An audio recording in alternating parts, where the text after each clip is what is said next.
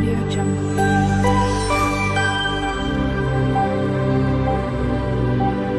Audio Jungle. Hello everyone, જય શ્રી કૃષ્ણ. મારી ચેનલમાં તમારું સ્વાગત છે. આજે હું સાતમ આઠમમાં બનતી એકદમ સોફ્ટ અને ટેસ્ટી સુખડીની રેસીપી શેર કરવાની છું. આ સુખડી ગાયના દેશી ઘીમાંથી બનાવેલી હોવાથી એકદમ હેલ્ધી હોય છે. આ રીતે તમારી સુખડી કોઈ પણ ઝંઝટ વગર એકદમ પરફેક્ટ માપ સાથે બનશે. ચેનલ પર નવા હોવ તો જરૂરથી ચેનલ સબસ્ક્રાઈબ કરજો, જેથી મારા દરેક વિડીયોનું નોટિફિકેશન તમારા સુધી પહોંચશે.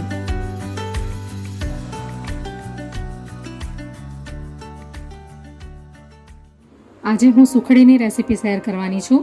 તો એના માટે મેં આ 2 બાઉલ ઘઉંના લોટ લઈ લીધો છે, એટલે ઝીણો લોટ છે આ, અને 1 બાઉલ ગોળ લઈ લીધો છે, અને આ 1 કપ જેટલું 1 પવાલું ચોખ્ખું ઘી લઈ લીધું છે, ગાયનું ઘી છે, અને આ અડધી વાટકી આ નાળિયેરનું છીણ આવે છે ને કૂપરાનું એ છે, અને આ કાજુ અને બદામની કતરણ છે, અને આ 3 થી 4 નંગ એલચી છે, જેને મેં થોડી ક્રશ કરી લીધી છે.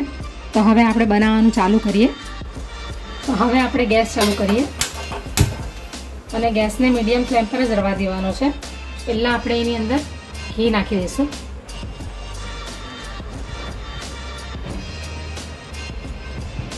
હમણાં આપણે આટલું ઘી નાખી દઈશું, પછી જ્યારે જરૂર પડશે ત્યારે બીજું અંદર એડ કરીશું. હવે આપણે એની અંદર આ લોટ નાખી દઈશું ઘઉંનો.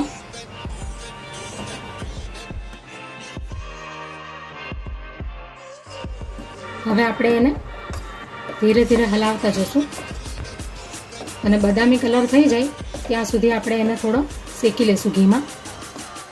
હવે આપણે એને લોટને ઘીમાં શેકી લઈશું. અગર ઘીની જરૂર પડશે તો આપણે અંદર થોડું ઘી પણ ઉમેરી દઈશું, પણ હમણાં જરૂર હોય એવું લાગતું નથી. અને આ સ્ટીલની કડાઈ છે એટલે એમાં સતત હલાવતા રહેવું પડશે, નહીં તો પછી નીચે તળિયા પર ચોંટી જશે.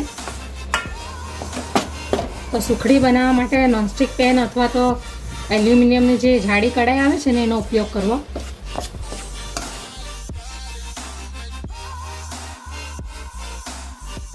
તમને ઘી ઓછું લાગે તો તમારે ઘી ઉપરથી થોડું નાખી દેવું અંદર.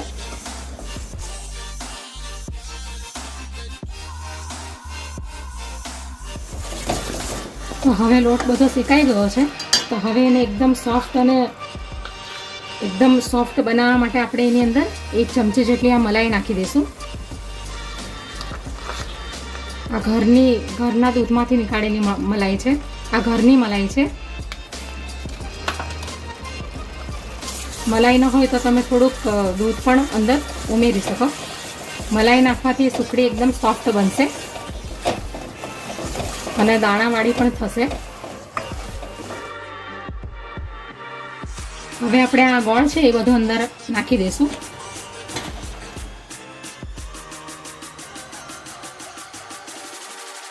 હવે ગોળ બધો મેલ્ટ થઈ જાય ત્યાં સુધી એને હલાવશું આપણે. પછી બાકીના જે આ ઇન્ગ્રેડિયન્ટ્સ છે એ પછી નાખીશું. તો હવે બધો ગોળ મેલ્ટ થઈ ગયો છે. તો હવે આપણે એની અંદર આ એલચી નાખી દઈશું. આ નારિયેળનું છીણ છે આ કૂકરાનું એ નાખી દઈશું, અને કાજુ અને બદામની કતરણ છે એ પણ નાખી દઈશું. હવે આપણે બધું મિક્સ કરી લઈશું.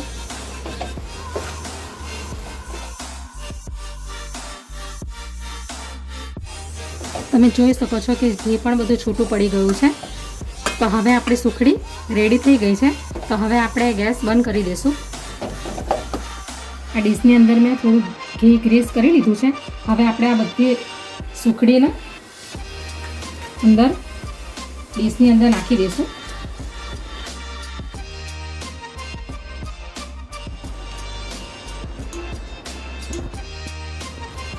હવે આપણે ડીશમાં બરાબર પાથરી લઈશું અને સેટ કરી દઈશું બરાબર. આપણે આવી રીતે ચમચાથી બરાબર એને દબાઈને પ્રેસ કરીને બરાબર એને પાથરી દેવાની, એટલે તમે એને કટ કરો ત્યારે એના બરાબર ટુકડા પડે.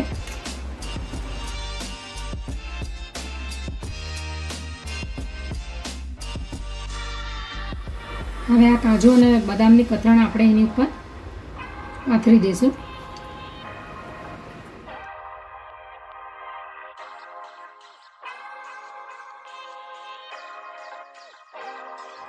હવે આ ખસખસ છે એ આપણે એની ઉપર થોડી નાખી દઈશું આવી રીતે.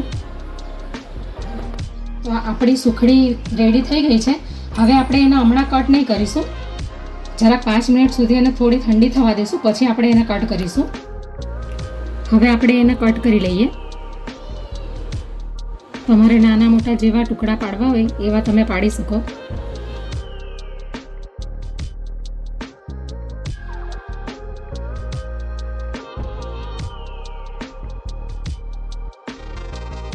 તો તૈયાર છે આપણી સુખડી, અને સાતમ આઠમમાં ખાસ કરીને બનાવીને ખાવામાં આવે છે. હવે આપણે ડીશમાં સર્વ કરી લઈએ.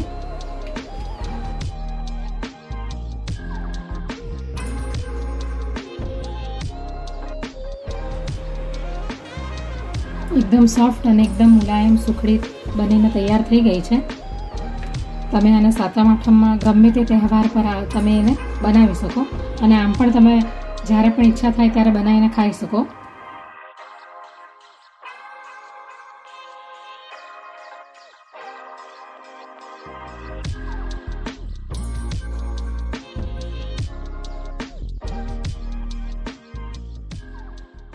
Audio Jungle.